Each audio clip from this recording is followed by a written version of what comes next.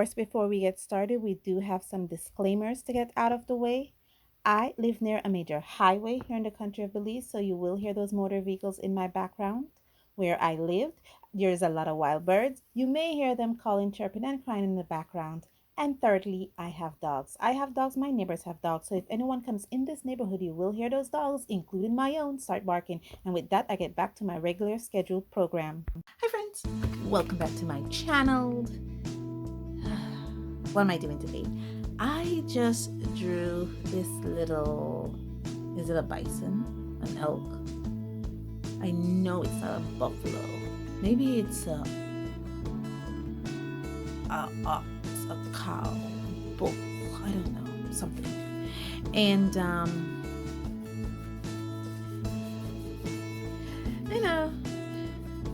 decided to color it. Sorry about that. I had to make some adjustments to my little studio space.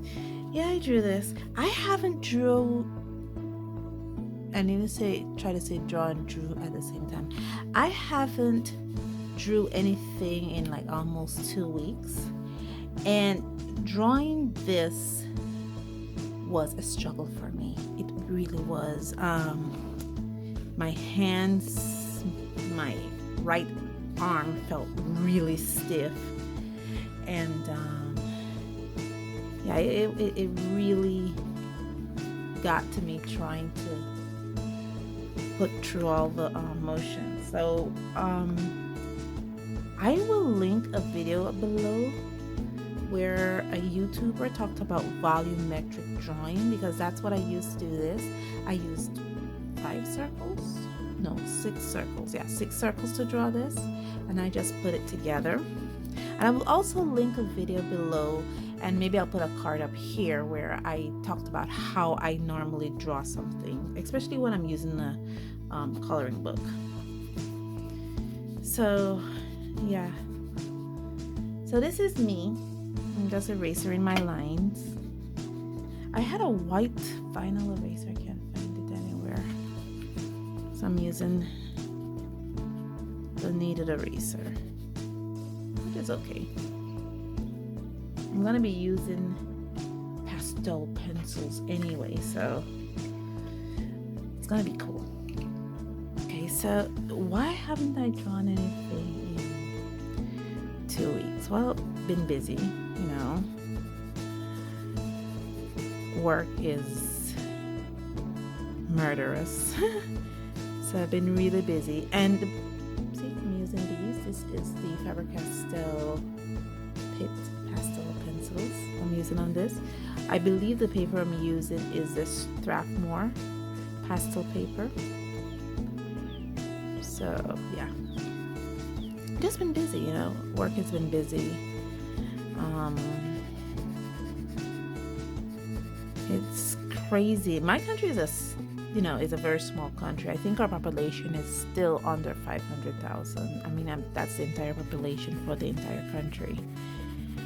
And I believe at one point we had almost 2,000 people, if it was not about over 2,000 people in one day, which was like our highest infection rate ever, who was newly infected. It was like 1,000, no, it wasn't almost 2,000. It was like about 1,100 in like one day. It was crazy how this Omicron is really coming at us. But that's on my end. You know, I've just been using this a bit. I have like 1 page left in this practice book,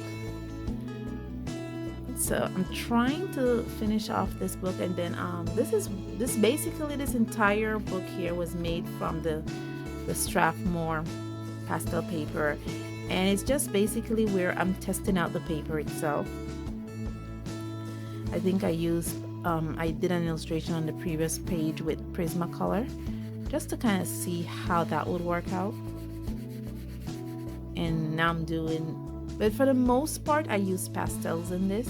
I also use oil pastels, and I kind of discovered that this paper doesn't work well with oil pastels. I mean, I actually discovered that oil pastels works better on smooth paper. Now, this is not Christopher Columbus kind of discovery. This is about me not knowing how to use oil pastel and thought all pastel papers are for all sorts of pastels. And I was sadly mistaken. So it was more of a realization kind of discovery. So I'm just here filling in this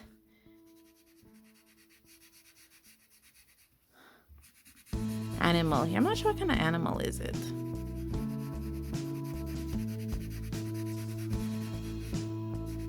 With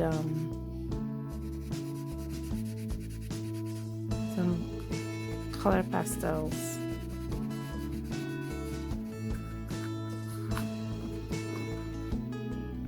Oh no, I need to sharpen my pencil, but I am so afraid because I hate using blades. I mean, I have the blade right here, you know, so I do have something to sharpen it with. But I've never sharpened these pencils before. And yeah, I'm afraid to sharpen them. I don't like using blades. I'm so afraid of cutting myself. But the best way to sharpen pastel pencils is with a blade. That's the best way to do it. I have a million sharpeners to try to sharpen the Pointer's pastel pencil, and I still can't get it.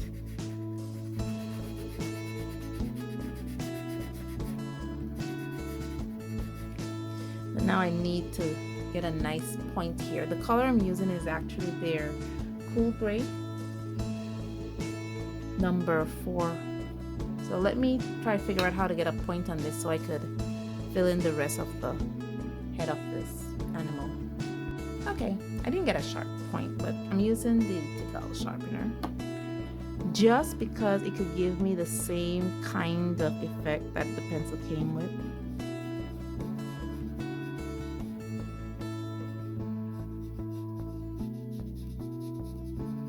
Just have to be really careful when working with the head. I actually do love working with pastel pencils. I really do. The only reason you don't see me doing it a lot is because it's not something that is sold here in my country. And I'm scared again that if I used it, and how will I be able to replace colors that are all used up? That's like one of the main reasons you don't see me using a lot of these colors. Because when I use it all up, I'll have to try to figure out how to replace it, and they're not sold here, so I have to replace them internationally. So yeah. So now that I got this all done, let me just darken here a little bit. And then you'll see me go in my finger and smooth it out. Okay, I'm just smoothing this out with my finger. I have a tortilla in my hands for areas that are a little intricate, like the tail.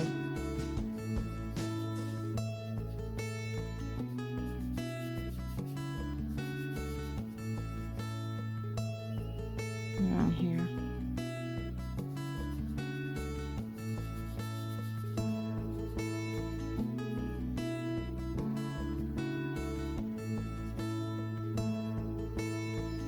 And the head.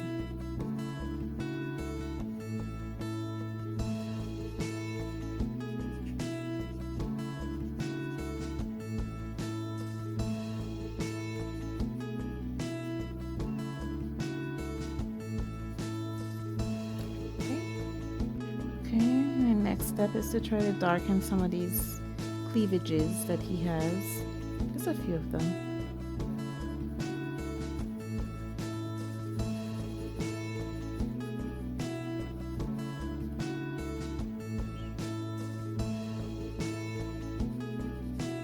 Okay. Just a few of them. The one I'm using now is black. So I'm just darkening some shadows in some areas. I'm using this blending stamp or the tortilla to kind because I don't want black. I just want it to look darker.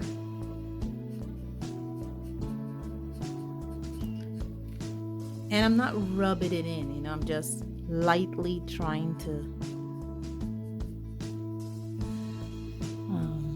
blend it out.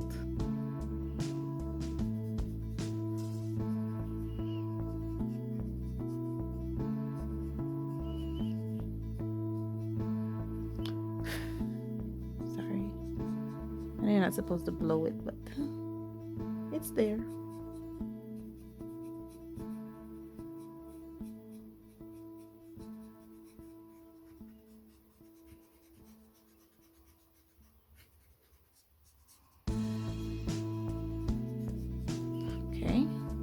I think I'm almost done. Just need to color the ears and the face and the horn and give it a surrounding. What do you think?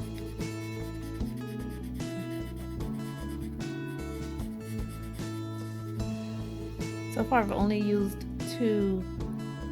literally only two colors. The cool gray number 4 and the black so far.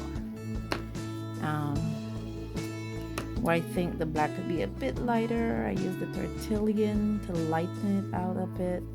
Where I think it could be gray, I use the other side of it just to kind of highlight it there a bit. I haven't dusted off my work yet, so it's still very much dusty. I want to do it towards the end. So if I could kind of incorporate some of these dusts. Yeah, I think that's about it. I think we're almost done. Just need to lighten this area here. Right here.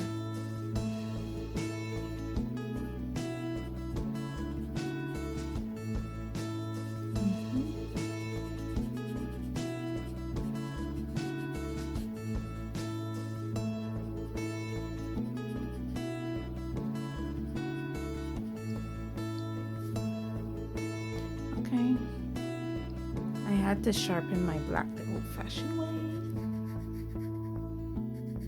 because the point broke in the sharpener. Oh, that sucks. I don't want the tail to be one side black, jet black. I just want it to really be dark. That's it.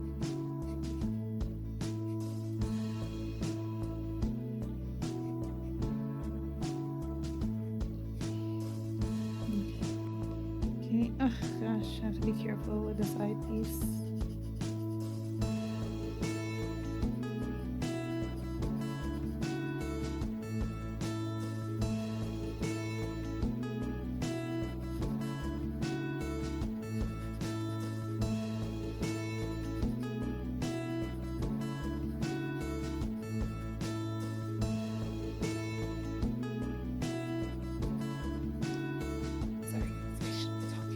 I should be saying something, but I'm just so concentrated on this little intricate area here that I don't want to say anything. It's like if I talk or breathe, I will mess up. I did, but that's okay. Okay, I'm just engraving some more pink in the air. I have my piece flipped upside down because I'm afraid that my resting part of my hand is going to smudge it.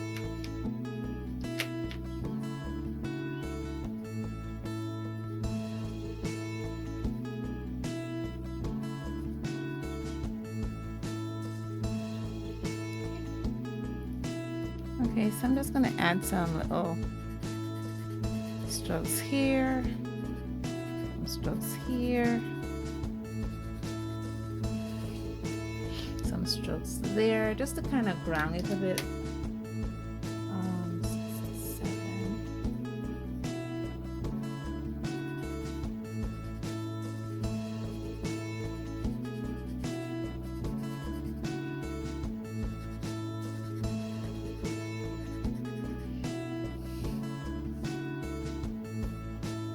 Yeah, and put a little bit of white on the horns.